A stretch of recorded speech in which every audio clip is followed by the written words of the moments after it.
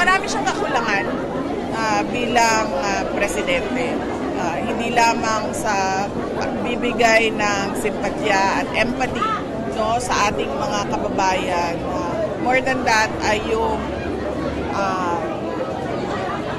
problema at skandalo sa paggamit ng pera ng tao.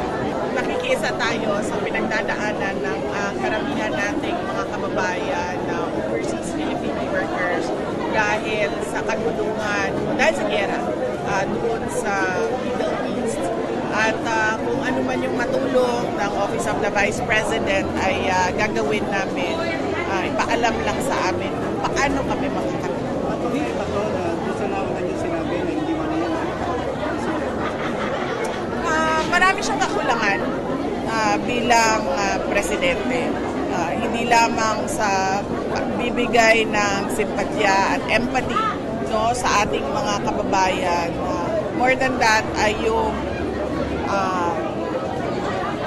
problema at skandalo sa paggamit ng pera ng tao.